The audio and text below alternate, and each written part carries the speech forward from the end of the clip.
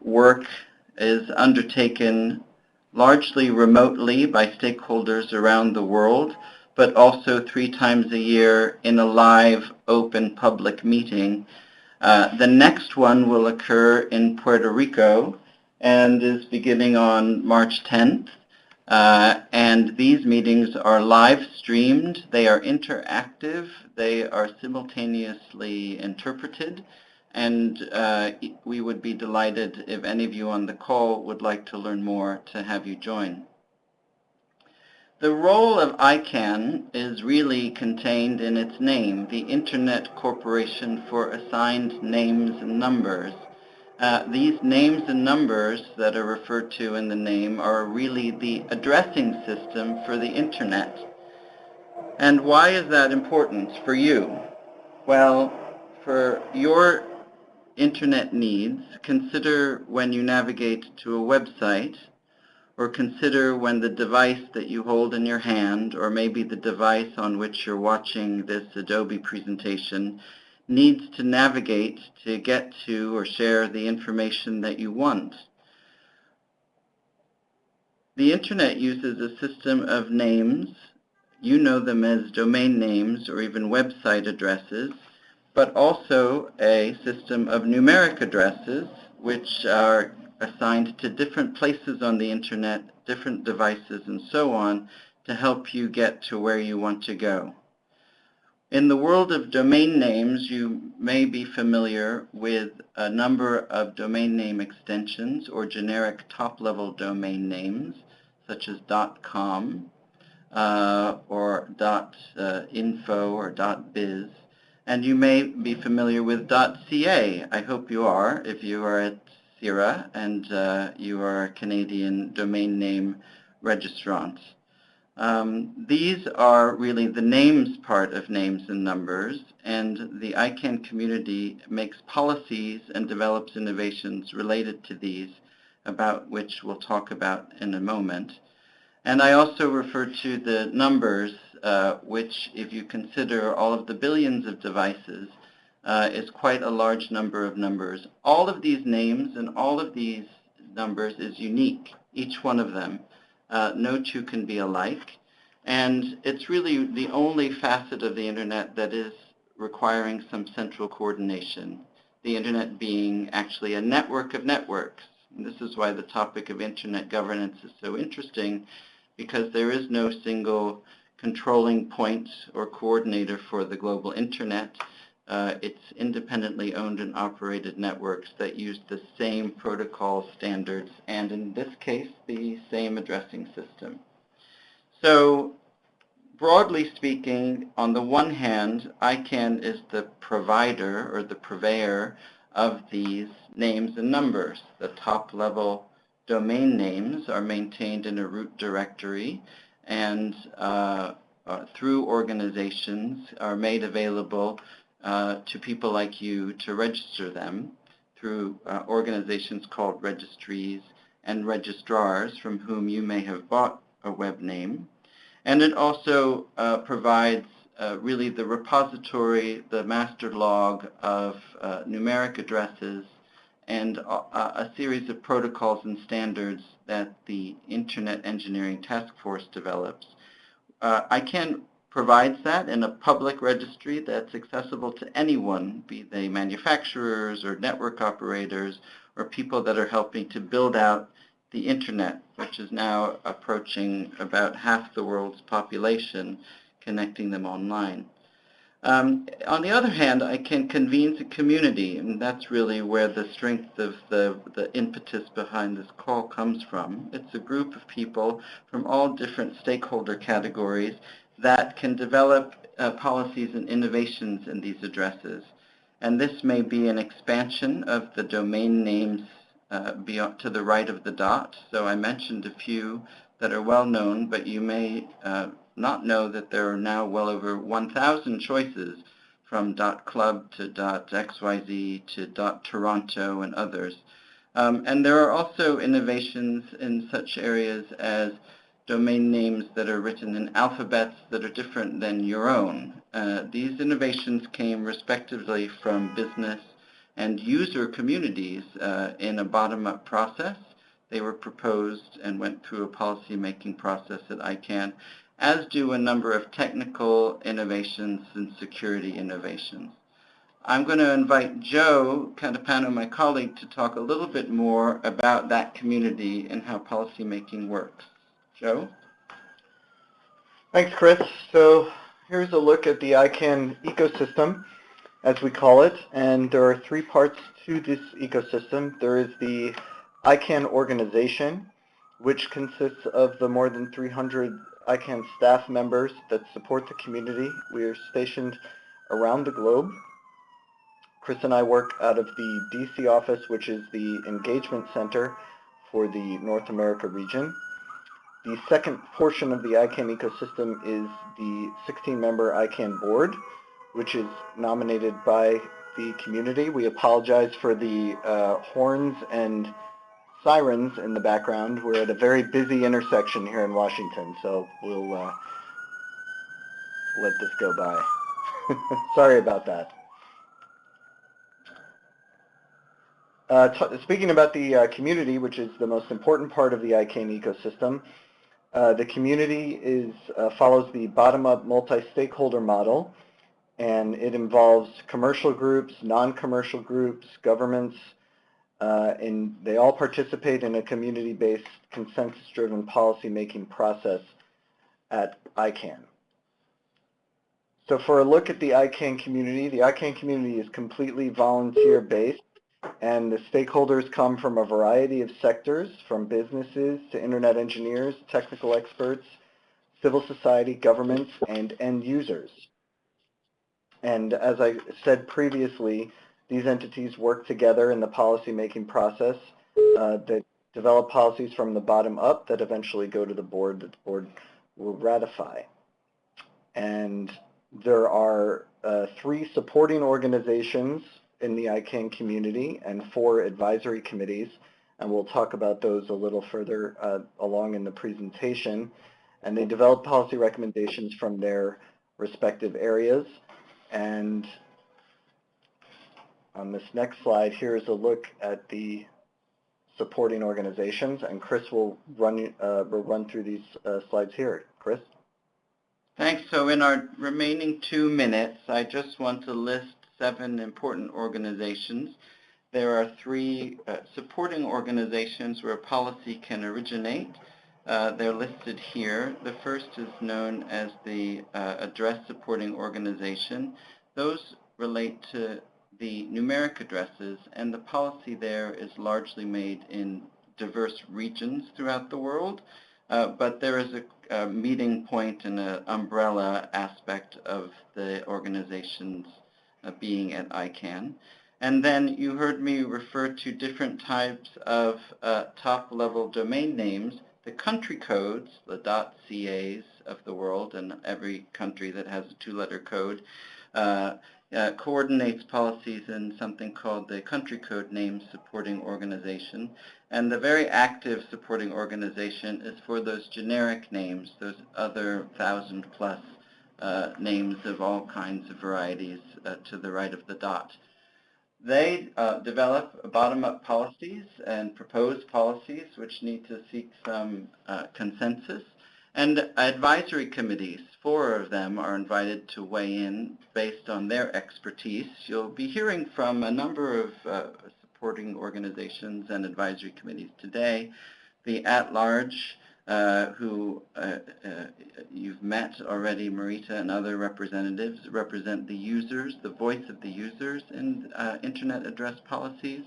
The Governmental Advisory Committee of over 150 governments who sit at ICANN and look from a public policy perspective on how domain name and Internet address policy intersects with public policy concerns. And then 2 highly technical advisory committees, one which coordinates among those people maintaining the root directories of domain names and other important public directories. And finally, a Security and Stability Advisory Committee that's concerned with the security of the domain name system. So I think we'll provide a copy of these slides, but rest assured that ICANN is important, as I mentioned at the beginning, for how you navigate the internet.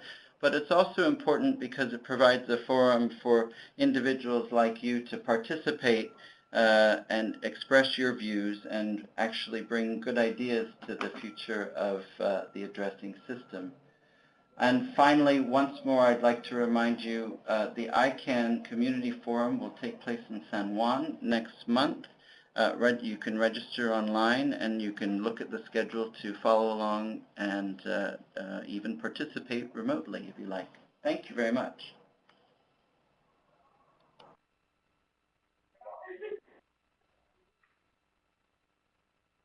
Thank you very much, Joe and Chris, for taking us through the essential parts of how ICANN works. A bit of the nuts and bolts, things that you kind of have to get your head around before you take a deep dive into some of the policy issues that go on here. We have as our next speaker a couple of members from our Government Advisory Committee, which is another large part of ICANN. You would have seen it on one of Joe and Chris's slides. And they're working through the Government of Canada, definitely presenting and weighing in on various policy issues. Luisa Paez is a policy advisor with the International Telecommunications and Internet Policy Branch, Strategy and Innovation Policy Sector, Innovation Science and Economic Development Canada. I'm going to ask Luisa to please come over here so that she can give her presentation from here.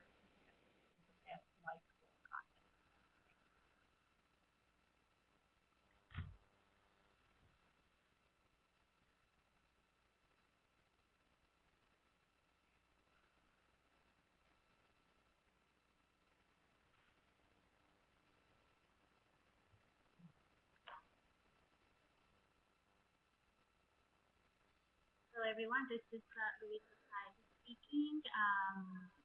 And as Marisa mentioned, I work at the Department of Information Science and Economic Development. I'm also here with my colleague.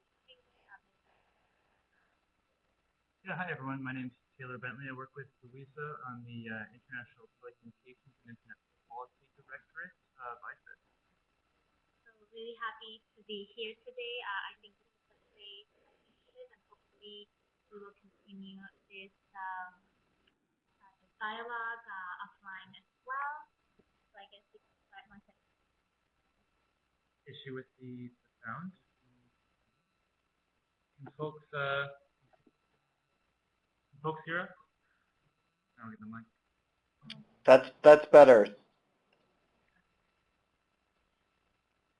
Oh, does that make a difference? Yeah. So I muted the speaker. Yeah.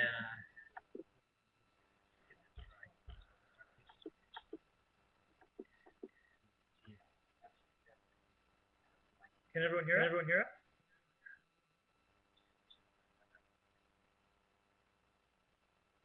Wait, what if we just one? We mute this one, so we won't get anything? Can anyone hear us now?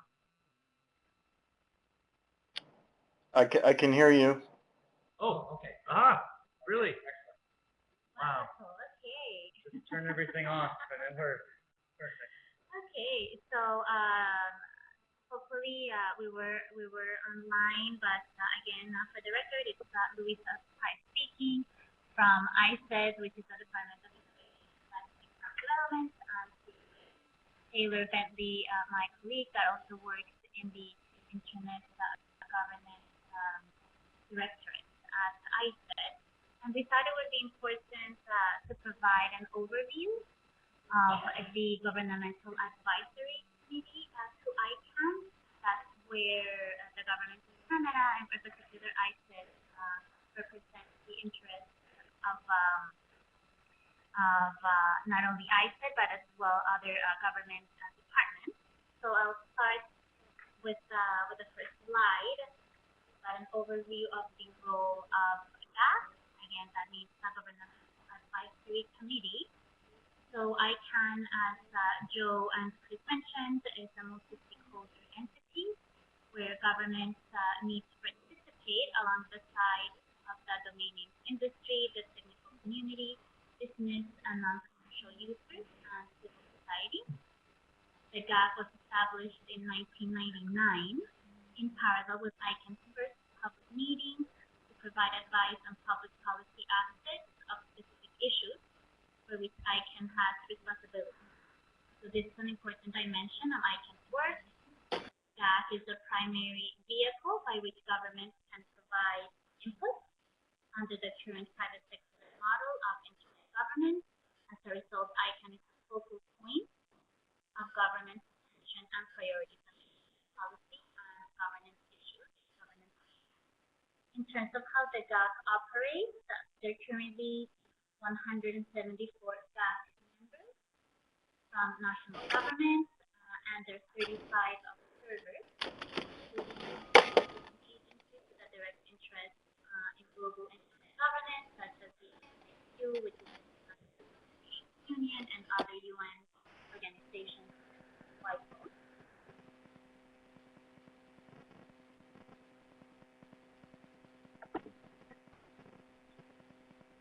Apologies if some of you couldn't hear me. Just play a little bit with the mic. So just continuing in terms of how the GAC operates, saying that it's currently comprises 174 GAC members from national governments, around 35 servers. In addition, GAC elects GAC chair for a 2-year term, and GAC elects vice chair for a 1-year term. During the GAC chair election in November 2016, which was the last meeting in Abu Dhabi, with some shares, and then there's 5 vice chairs from China, France, Peru, Senegal, and New York. GAC face-to-face meetings are held in conjunction with the ICANN meetings, which occur 3 times a year.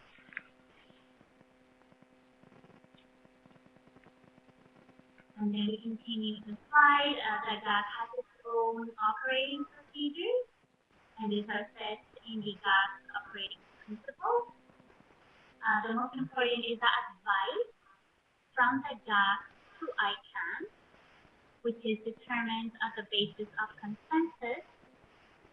And consensus, as we understand it, as defined in the ICANN bylaws, is understood to mean the practice of adopting decisions by general agreement in the absence of any formal objection, and this advice is conveyed to the ICANN board, usually in the form of a communique issued at the end of each GAC meeting, and each communique and the minutes of GAC meetings are all made available online. And finally, Canada considers the requirement for consensus to be a key feature of keeping the GAC effective and representative of its diverse membership. And consensus ensures that when the GAC speaks with one voice, we hope that ICANN listen. And now I'll let my colleague Taylor talk about how the GAC works within the ICANN model. Okay. All right, so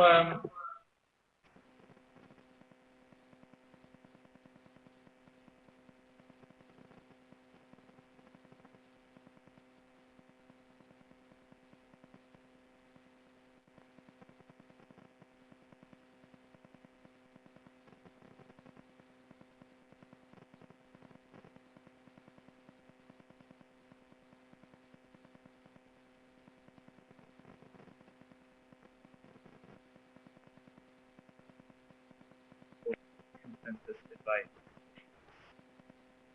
And so where the board proposes any actions inconsistent with GAC consensus advice, it must give reasons to essentially demonstrating why, after a best effort, it will be pursuing something that runs contrary to GAC advice.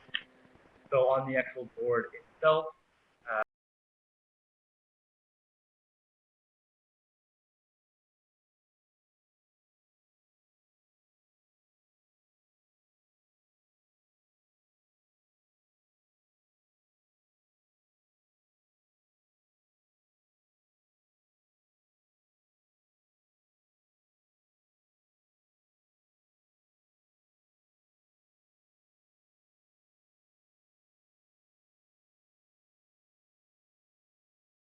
that in that non-voting position, essentially is able to convey positions of the board to the GAC or anything from ICANN organizations generally.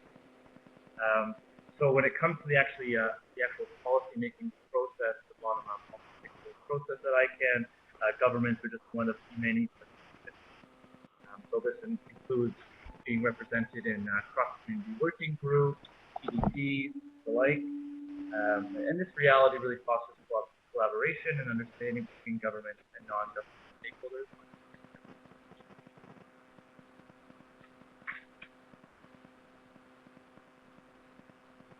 So as an example of this benefit, ICANN really has benefited by incorporating the spirit of multi-stakeholder cooperation in our own preparations to represent Canada at the GAC. We do regularly meet with OGCs and Canadian stakeholders to participate, regularly reach out to our non-government stakeholders both at ICANN meetings and whenever we can pass them in the digital space of ICANN.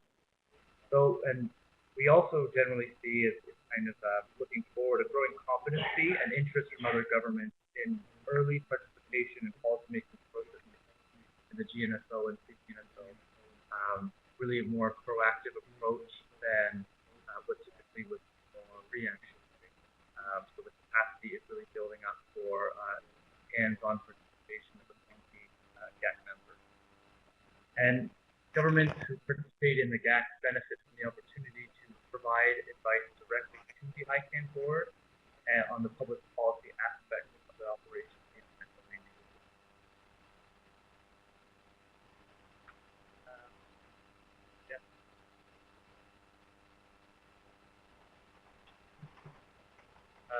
Well, leadership. Yeah. And just to wrap it up, we just have a last slide regarding Canadian leadership at the GAC. As we have said, I did represent the government of Canada in the GAC, consulting across the different government departments, the public affairs, the Department of Justice, with RCMP, law enforcement, as well as with all our stakeholders. And we work to enhance the transparency and inclusiveness of the GAC in support of high-quality, consensus-based advice to the board. And just for everyone's awareness, I am the new Canadian representative to the GAC. I replaced Andrea Barilla, and the alternate representative continues to be our Director General, Pamela Miller. And it'll be myself and Taylor actually attending the physical ICANN meeting in San Juan in Puerto Rico. So we are already preparing for that meeting. Also to note, as background, Canada served a two full-year term as chair of the GAC from 2011 to 2013. And finally, Canada also hosted the first high-level meeting of government at an ICANN meeting in Toronto in October 2012. The fourth high-level meeting will be held in Barcelona this week.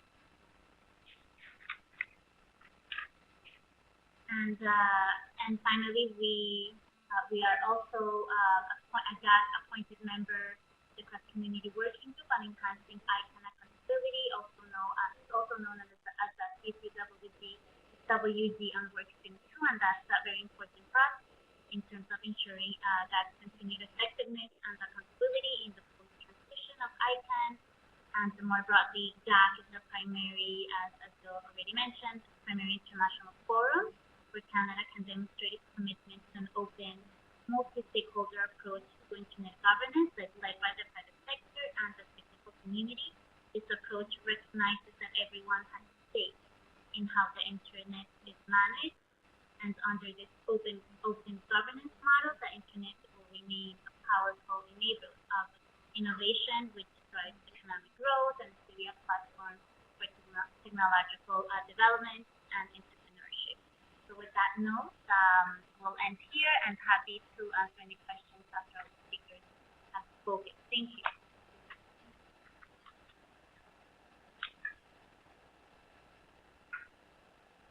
Thank you very much, Luisa and Tyler. If there's one message we want to get across in this particular exercise, it's that everyone has a stake in the multi-stakeholder model, and we would like people to get enough information out there to realize where they might be able to play a part. Our next speaker is Allan McGillivery. Allan is a senior policy advisor to the president of CIRA. He provides advice and leadership on internet governance issues and is active in the ICANN multi-stakeholder model internet governance process. Allan previously had a lengthy career with the Canadian government, most recently with what was called Industry Canada, now ICANN. Allan, over to you.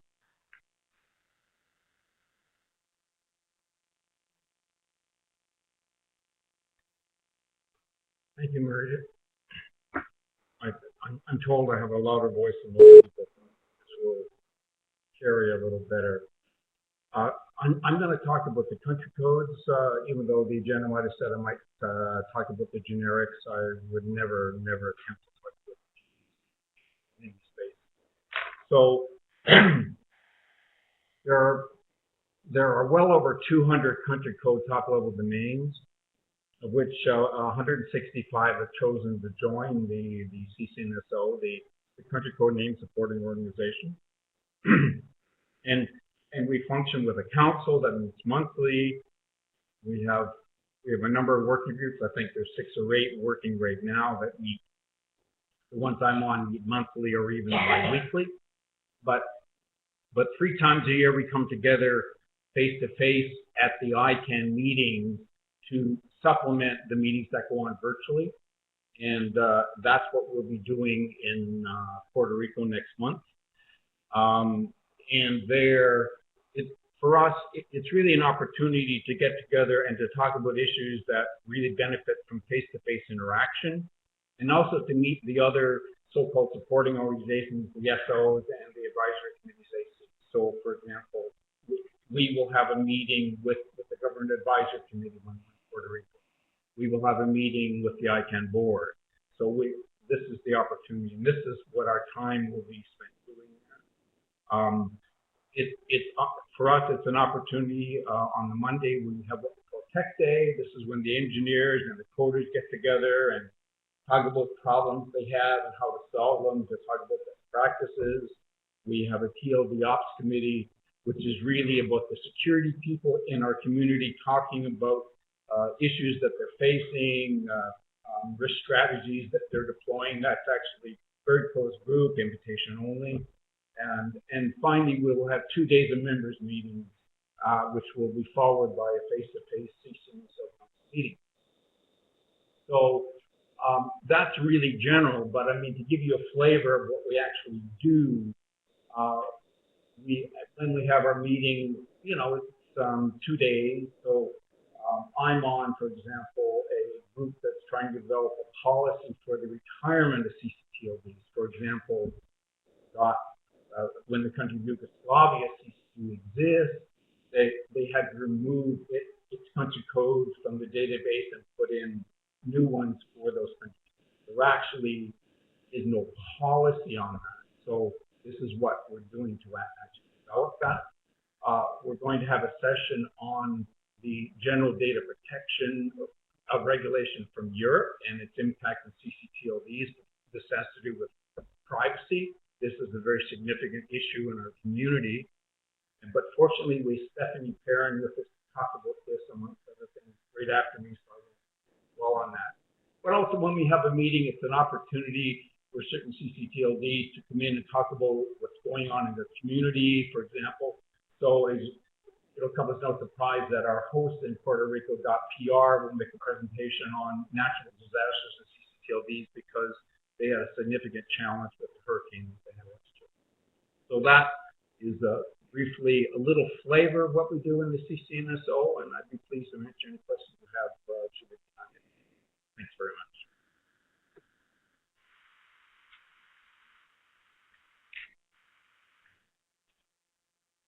Thanks, Allan. As we can all imagine, countries come and go. So country codes come and go. And one of the more interesting ones that I think what happened is when the USSR broke up, and there are a whole lot of other countries. So you can just think about how these types of things have to be continually monitored, and there must be rules in place to make sure that that it's all done the same way for everyone. That is among the things that is done if I can. Next, I'm going to call up Perrin, who is one of our resident in Canada privacy experts. She is a member of ICANN's Generic Name Supporting Organization Council. That's one of the councils, the Public-Private Council that does a lot of policy work at ICANN. She's also the president of Digital Discussion, and she's just finished a PhD at the University of Toronto on the topic of the struggle for who is privacy, understanding the standoff between ICANN and the world's data protection authorities. At the moment, there couldn't really be anything more relevant.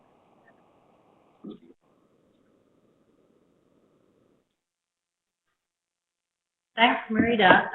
Whereabouts is the microphone I'm speaking into? Right into this? Okay, perfect. Can you hear me out there?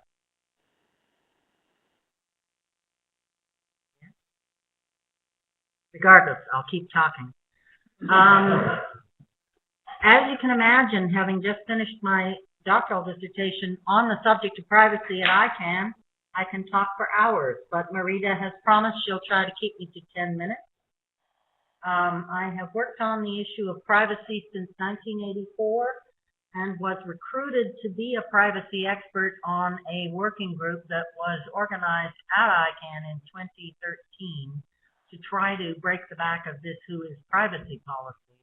We had been fighting about it for, at that point, 13 years. We're still fighting about it, and it's now 2018. I was so fascinated by the intransigence, I would say the worst case I'd ever seen in all my whole career, that ICANN displayed towards the data commissioners who had been writing them since the year 2000. That I moved my dissertation topic over. Not advisable to those of you who are students here. Don't do it in year 4. But I thought, boy, this is much more interesting than privacy enhancement technologies, which is what I was doing it on. So that's briefly what got me started. Here we have a brief outline. I'm just going to skip through these slides and focus on a couple of problems, show you a bit of the history. Basically, there is no privacy policy at ICANN for the generic top-level domains. There is one thing they call a privacy policy, and it is called the Who is Conflicts with Law policy. The group to which I belong, the Non-Commercial Users Constituency, which was founded way back to try to give end users a robust voice in the GNSO Council, has been arguing for privacy and data protection since that time. And around the time of 2003, after getting numerous data protection commissioners to come and speak at ICANN and point out that who is was breaking the law, they finally managed to agree in 2006 that registrars who are bound to follow the data protection requirements in their contracts could in fact get a waiver from their contractual obligations to collect, use, and disclose data in the event that they could prove there was a conflict with law. Now, the only problem is the waiver process was unworkable, and so it went. And we in the GNSO Council are actually discussing yet again an attempt to get the conflicts with law policy to actually work at the next meeting in a couple of weeks. So when I talk about this being a long struggle, I'm really not kidding. I think we have learned enough about what ICANN is. The who is was a, I'm on the next slide, actually. I guess I have to do this right. There we go. Who is back prior to the inception of ICANN was a necessary tool that showed the early researchers who was on the internet and how to reach them. Important to note that they were mostly working either for the U.S. government or for academic institutions. So these were not personal addresses. Then with the inception of ICANN and the commercialization of the internet, a lot of individual small businesses, home businesses, large corporations started to register domain names. And so the actual data that was in the WHOIS and was available as a directory on the internet became somewhat different. So as I mentioned earlier, by 2000, the data commissioners of the world were noting their concern about having a public directory searchable on the internet globally. So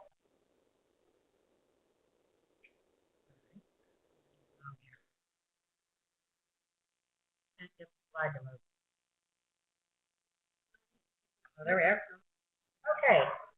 I'm not going to go through all of those committees. As I say, these have been singularly unsuccessful committees attempting to deal with this. And why would that be? Well, the advocates for privacy are seriously outnumbered by a number of players that want access to registrant data. There are good reasons to have access to registrant data from the perspective of those parties. From the perspective of trademark holders, they want to know who might be violating their trademark and copyright. From the perspective of governments, they want a cheap and easy way to know who's on the internet and is registered domain name. I would like to note here that, in fact, ICANN does not have a remit for what goes on a website. ICANN is limited in its remit to the domain name. So that does, according to the way ICANN has been built, include the registration of domain names and whether or not they violate copyright and trademark. So great effort has been made to accommodate that. But that doesn't mean that everything that happens on a website is within ICANN's remit. So civil society has been trying to keep ICANN down below the water level there, limiting its activities to domain names. And that's a struggle. Okay, I'm not moving now. I need to move to the next slide. So the Registrar's Accreditation Agreement, there have been 4. And the first one was shortly after the founding of ICANN. And that is basically what allows a business to operate and register domain names. And the registrars have to sign on to this in order to be accredited. And then there's, of course, a gigantic network of resellers and proxies and other associated companies. But basically, somebody has to be accredited or they don't get access to the numbers. And it is in this Registrar's Accreditation Agreement, which they regard as their contract with ICANN as an enabling mechanism to do business, that basically stipulates what data shall be collected, how long it's going to be retained, an issue that the European data commissioners have said violates the data retention requirements in the EU. It's also, I would argue, illegal in Canada after the Supreme Court case. Hitherto, but it's been proven after the Spencer case. Registrant data is escrowed in the U.S. for recovery and legal issues, and that's a consumer protection issue among many other things. However, it involves a data transfer.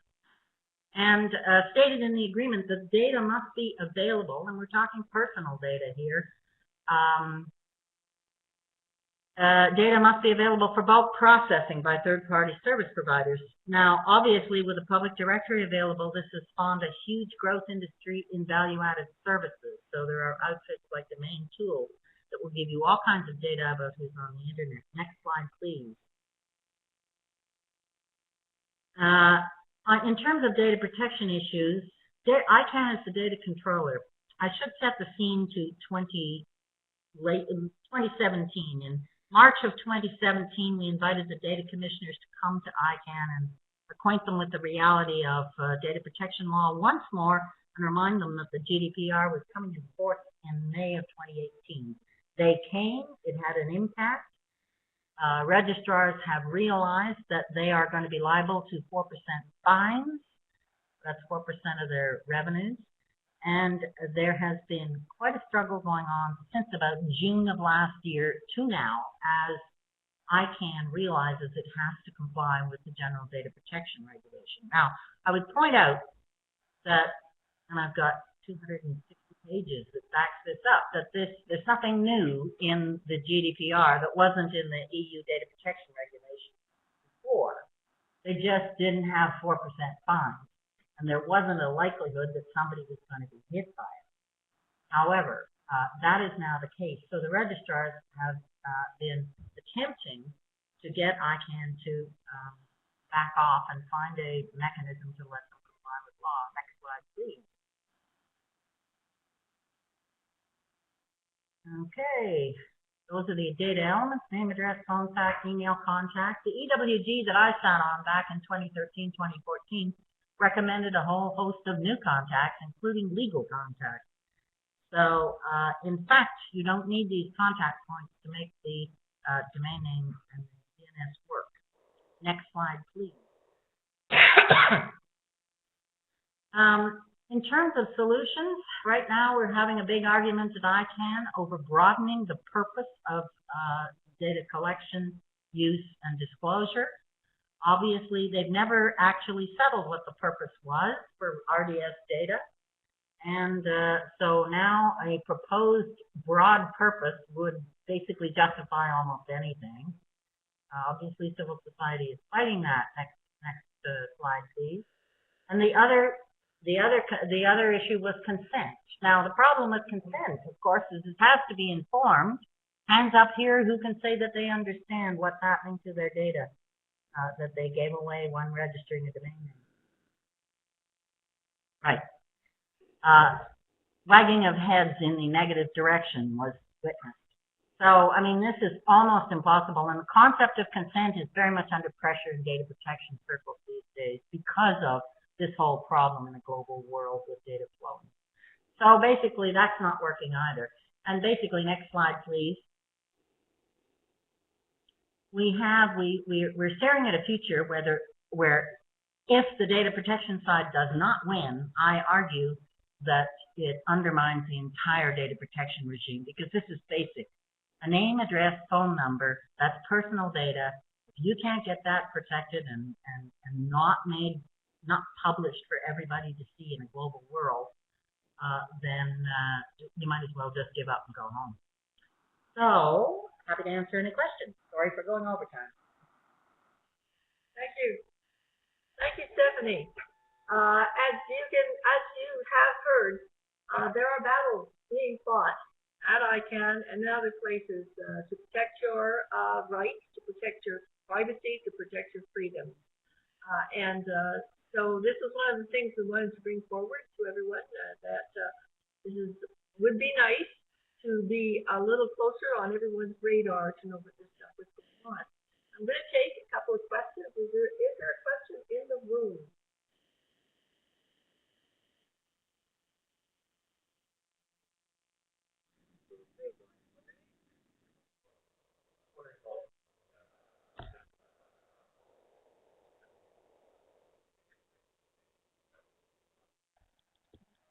Thank you very much.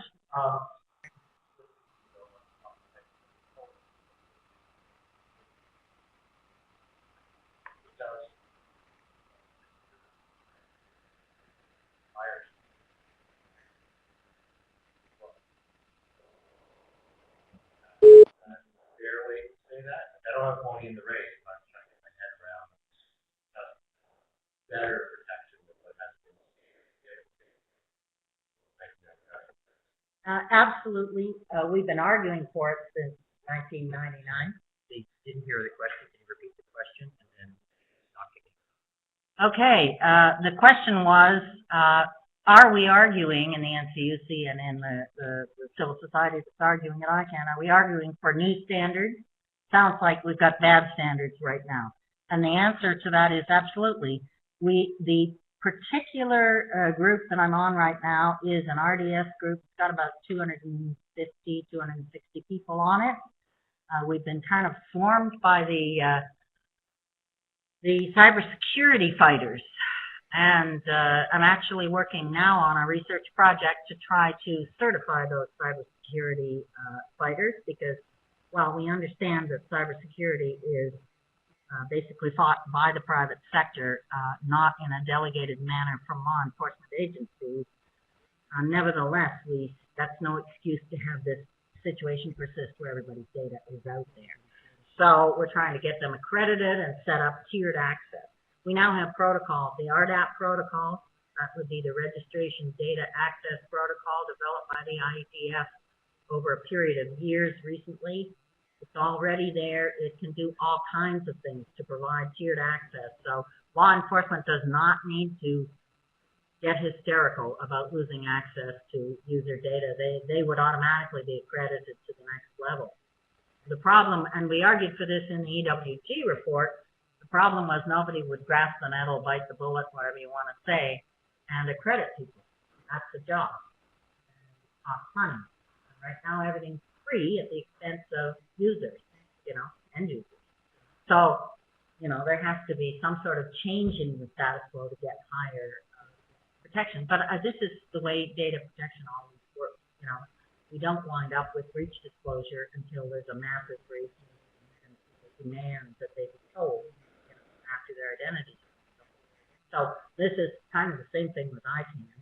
Now, I would say it's going to be very difficult to get, if you were silly enough to give who is your cell phone, the only thing you can do is change your number, because there's so many value-added services out there that you get into the who was database, and you're just stuck paying $15 a year to get your name out of that. And it goes on to good revenue for a minute. Anyway, does that answer that question? Good. Wondering whether there's any questions coming from the people online. If you have a question, please type it into the chat box. We only have a few minutes left for questions. As you're typing, I'm going to go to the room again. Is there another question in the room? There must be somebody. Alex, I can see you. You have 1,000 questions.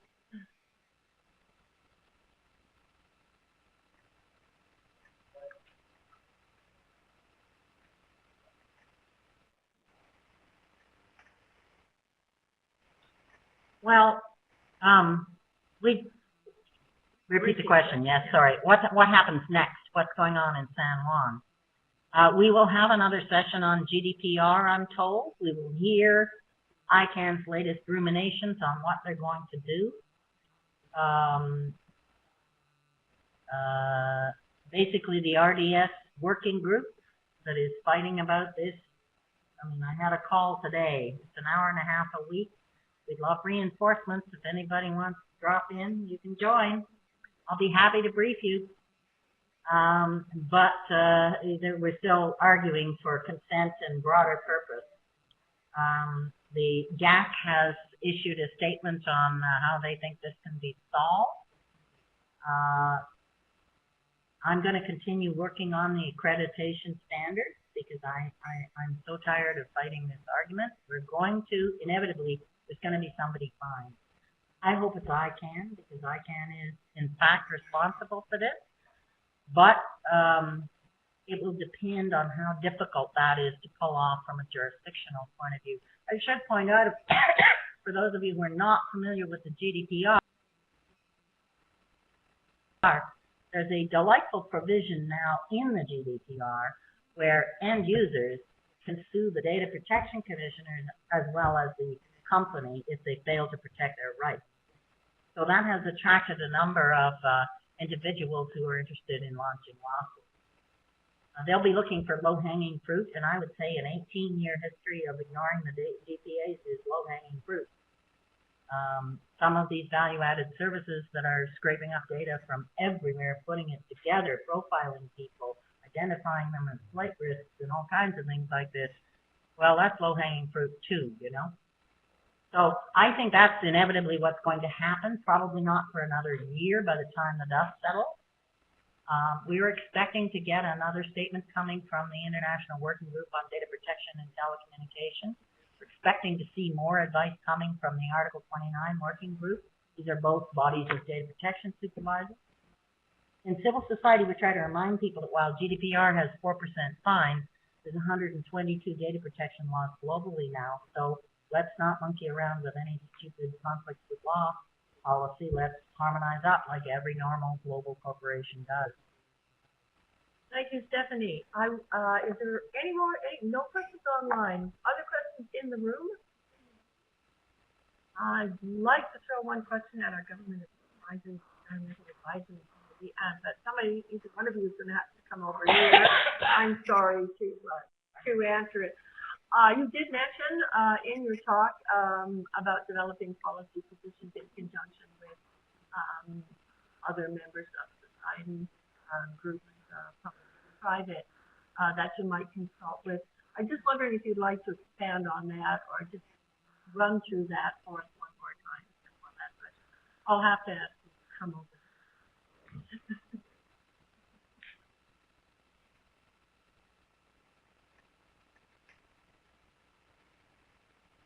Marita, for putting us on the spot. This is Luisa, Paez, for the record and for those of you online.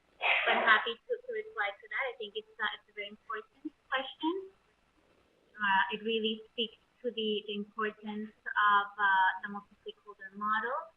So in terms of every time the Canadian government, or in particular ICET, prepares for a meeting of the Governmental Advisory Committee, we prepare a pre-meeting with our stakeholders. So we invite a couple of registrars as well as civil society, as well as academia to our preparatory meeting. And this is very important. This is a way for us, ICET, to inform better our government positions, to get a real sense of the diversity of ideas, and in particular, importance of the different considerations of law enforcement, privacy, from a security perspective, economic perspective as well. So that's sort of how we go through the motions of preparing our Canadian positions, in addition to consulting across the different government departments. We work very closely with law enforcement, as well as global affairs, the Department of Justice, and there has been, I guess, working towards the ICANN meeting, a big focus, as Stephanie mentioned, the GDPR. Obviously, again, we are working not only across the government, but as well with private sector and civil society, sort of ensure a fruitful and meaningful discussion at ICANN. Obviously, very important and complex issue, which is GDPR, because it comes into force in 2018. So we're running out of time, but hopefully good progress will come out of the ICANN meeting. So I'll stop there. Thank you.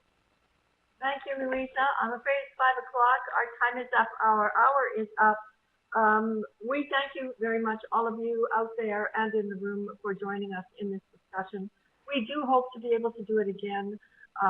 One day we will have all the technical problems ironed out before we begin, and not during the process, but that's the way it goes. If you don't try, you won't ever be able to iron them out.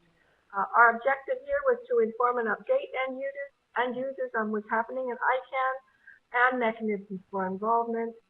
We hope to run similar things in the future, and I will be putting together a small survey which some of you will get in order to help us improve the process. Thank you very much.